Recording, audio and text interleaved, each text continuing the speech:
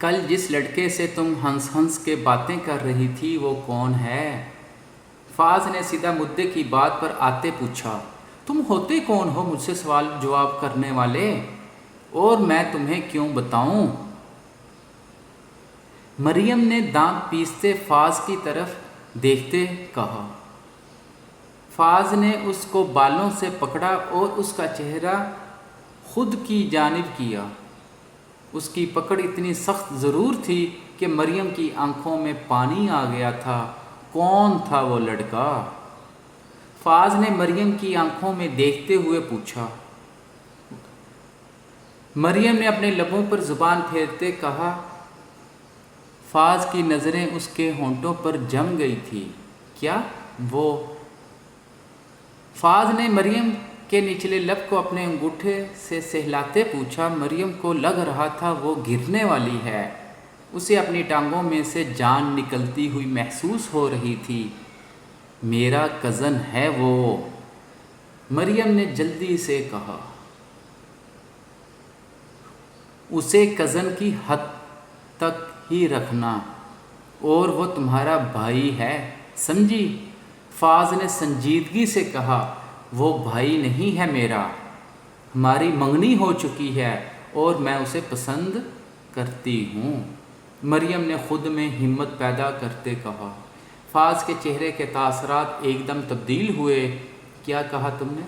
فاض نے سختی سے مریم کے جبڑوں کو دبوچتے ہوئے پوچھا، جس کی ہمت اب جواب دے گئی تھی۔ آنکھوں سے آنسو نکل کر فاض کے ہاتھ پر گرے۔ اپنے ہاتھ پر مریم کے آنسو دیکھ کر فاض ہوش میں آیا اور مریم کو چھوڑ کر کچھ فاصلے پر جا کھڑا ہوا۔ مریم رونا نہیں چاہتی تھی، لیکن پھر بھی اس کا دل کیا یہیں بیٹھ کر پھوٹ پھوٹ کر روئے۔ فاض اپنے چہرے پر ہاتھ پھیرے خود کو پرسکون کرنے لگا۔ جب اس کی نظر زمین پر گرے مریم کے دوپٹے کی طرف پڑی تو ڈیروں شرمندگی نے اسے آن گھیرا تھا۔ اس نے جھک کر مریم کا دوپٹہ اٹھایا اور بنا اس کی طرف دیکھے مریم کی طرف اچھال دیا۔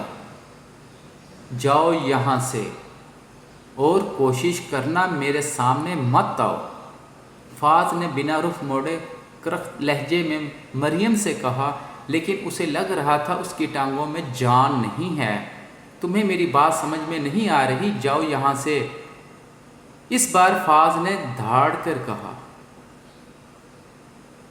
مریم نے جھک کر اپنا دوپٹہ اٹھایا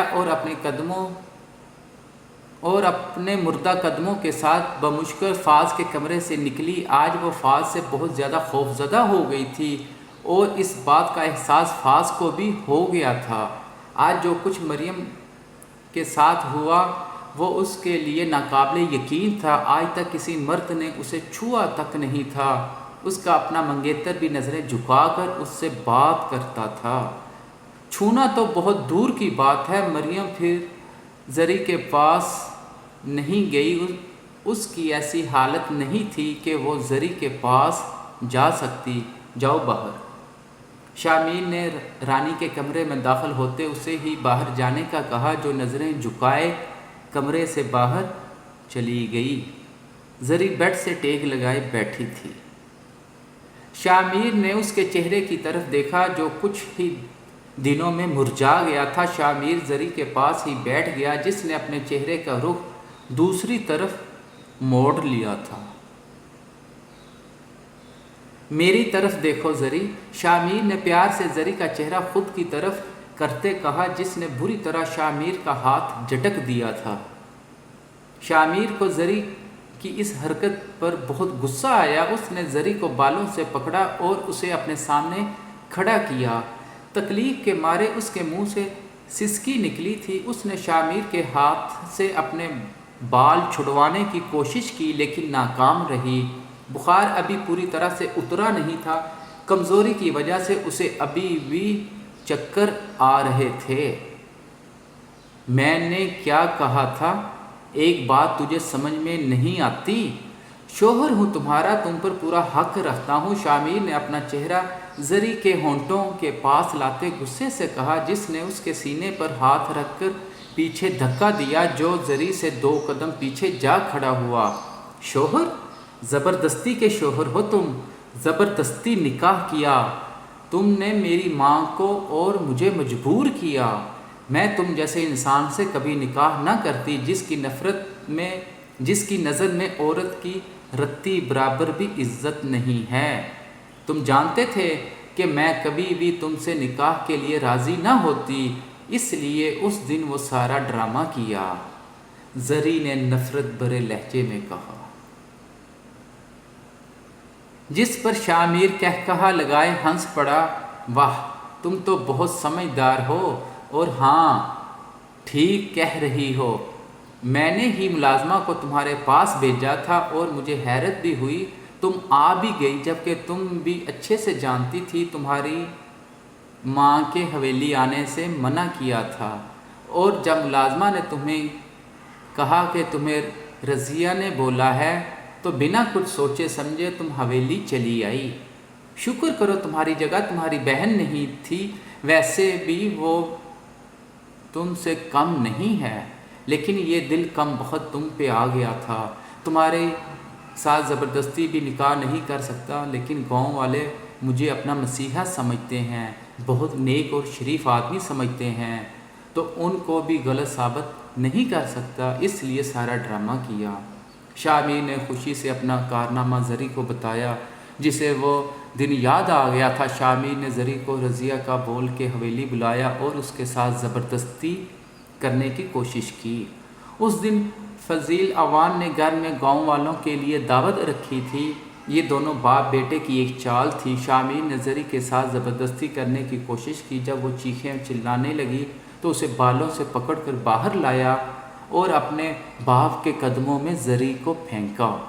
ابا جی، کیسی بے شرم لڑکی ہے یہ، میرے کمرے میں آ کر مجھ سے اپنے پیار کا اظہار کر رہی ہے۔ مجھے آپ کی عزت کا خیال تھا، اس لیے ایک لگا کر اسے باہر لے آیا، ورنہ میں نے اسے جان سے مار دینا تھا۔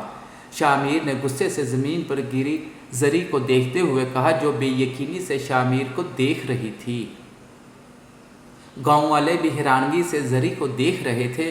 ایسی لڑکی کو ہم اپنے گاؤں میں رہنے نہیں دے سکتے۔ آج چھوٹے صاحب سے یہ حرکت کی ہے، کل کسی اور سے بھی کر سکتی ہے۔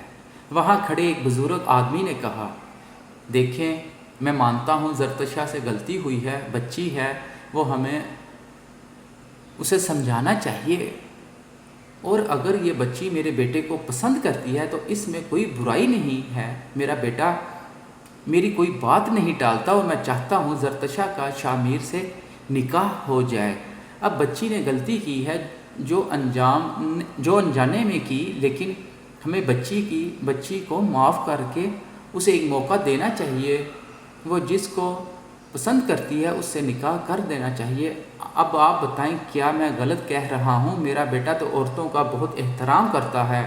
فضیل عوان نے ساری بات کرتے گاؤں والوں کی طرف دیکھا، جن کے چہروں سے لگ رہا تھا ان کو فضیل عوان کی بات پسند آئی ہے۔ بڑے صاحب، آپ کا دل بہت بڑا ہے، اگر آپ چاہتے تو لڑکی کو سزا بھی دے سکتے تھے، لیکن آپ اپنے بیٹے کے ساتھ اس کا نکاح کر رہے ہیں، اللہ آپ کو خوش رکھے۔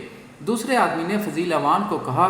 اس سے پہلے وہ آگے سے کچھ کہتا زری ہوش میں آتے ہی بول پڑی تھی، یہ سب جھوٹ ہے، میں چھوٹے صاحب کے کمرے میں چائے دینے گئی تھی، انہوں نے میرے ساتھ زبردستی کرنے کی کوشش کی، یہ جھوٹ بول رہے ہیں۔ زری نے چلاتے ہوئے کہا، خاموش ہو جاؤ لڑکی، چھوٹے صاحب کو ہم بہت اچھے سے جانتے ہیں، وہ ایسی حرکت ہرگز نہیں کر سکتے۔ ایک موٹے سے آدمی نے زری کو گھورتے ہوئے کہا۔ زری نے اپنی ماں کو دیکھا تو اس کے گلے جا لگی، بیٹا میں چاہتا ہوں کل ہی تمہارا اس بچی کے ساتھ نکاح ہو جائے، تمہیں کوئی مسئلہ تو نہیں ہے؟ فضیل عوان نے شامیر کو دیکھتے ہوئے پوچھا، جو کھڑا تماشا دیکھ رہا تھا۔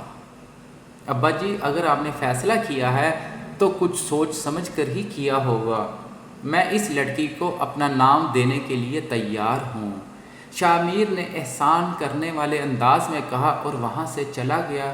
گاؤں والے مزید شامیر کی تعریف میں پل باندھنے لگے۔ زری کی اتنی غلطی تھی کہ شامیر کے ہاتھ پکڑنے پر اس نے اسے تھپڑ दे मारा था और उसी का बदला वो आज उससे ले चुका था। तुम में कुछ तो ऐसा ख़ास है जाने मन, शामिर की आवाज़ उसे ख्यालों की दुनिया से बाहर लाई। मेरी एक बात याद रखना, मैं आपको कभी माफ़ नहीं करूँगी, कभी नहीं। जरी ने दो टोक अंदाज में कहा। ये तो वक़्त बताएगा जाने मन, शामिर कहता अचानक जरी की गर्दन की तरफ झुका और उसके कॉलर बोन को अपने लबों से छू कर कमरे से निकल गया। ये सब अचानक हुआ था। जरी के जिस्म में एकदम करंट सा दौड़ गया। आंखों के सामने छाए अंधेरे की वजह से वही ज़मीन पर अपना सर पकड़े बैठ गई। सर, आपको एक ख़बर देनी है, पाशा के आदमी ने घबराए हुए लहजे में कहा। पाशा ने नज़रें उठाकर उस आदमी की तरफ देखा। सर, आपकी फैक्ट्री में आग लग गई है, जिसमें वो सारे हथियार मौजूद थे जो आपने कल ही भिजवाने थे। आदमी ने अपना माथे से पसीना साफ करते कहा। क्या बकवास कर रहे हो? ये कैसे हो सकता है? कहाँ मरे हुए थे तुम सब लोग? तुम लोगों को तो मैं बाद में देखता हूँ, पाशा ने गुस्से से दाढ़े हुए कहा और वहाँ से चला गया।